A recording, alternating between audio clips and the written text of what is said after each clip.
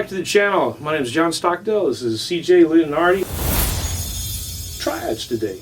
Yeah, we're going to do major, minor, augmented, and diminished triad. Okay, welcome back. Now what we're going to do is we're going to make them all minor. Yeah, let's check it out. So how do we make it minor? Lower the third. Lower the third. Where's the third? Okay, let's go back to the first one. C, then a major third, and then a fifth. So we're going to lower the third. Boom, the note in the middle. So now we've got C, and then E flat, and then G. Okay, so that's our shape. If we moved it to the next string, play with us. C, E flat, G, and then what about the next string? C, E flat, G. Let's go to the next string. C, E flat, G. Let's go to the next string. The last string, let's do it. C, E flat, G.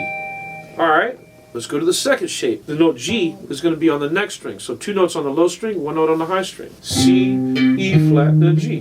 Let's go to the next two strings. C, E flat, G. Next two strings.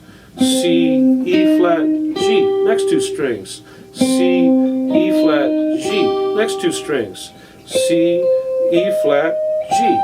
Okay, now the note that will move next is the note that's closest to the bridge, which is the pinky note, has to go to the next string. So now one note on the low string and then two notes on the next string.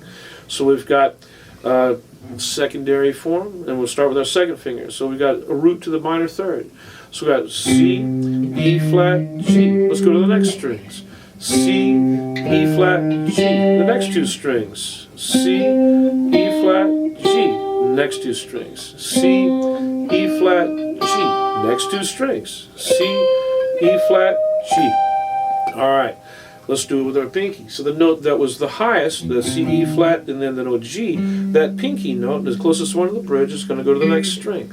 So that means we've got three different frets from three different strings and three different notes and three different fingers, and here we go. So we got C, E flat, G. Go to the next string.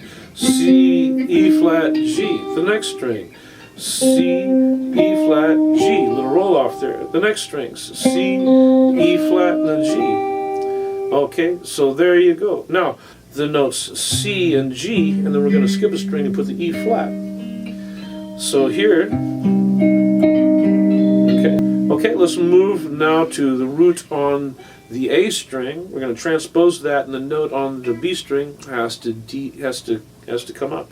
So we got C, G, and then our E flat is going to be on the B string. Okay, now if we move that over to the next group of four strings, the treble strings, the shape is exactly the same.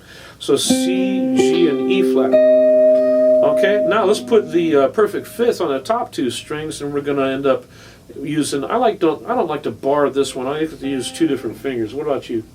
I can see both ways. If you're doing weird things on your lower strings, you can bar it, but if you were only playing those three strings, you'd probably want to leave it, because that third string might become a note somehow accidentally, like maybe an A flat or something like that. So it's good to, the first finger is kind of muting the A string and muting the G string, and then with my palm I'm muting the sixth string. And that way I can have a good grab on only hearing those three individual pitches. All right, so we've got first inversion, C minor triad. The flat third is on the D string, first fret. So we got E flat, C, and then G. Okay, now we've got to put the E flat and the C and the G on the A string, and we've got the E flat on the sixth fret, and then we've got a root.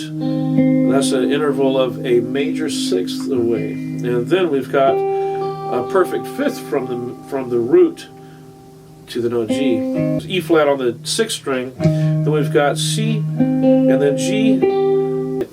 One way to practice. How long did that take? Did you play with us? I hope you did. If not, I hope you could practice with us next time. When we played, could you play along with us and play in time?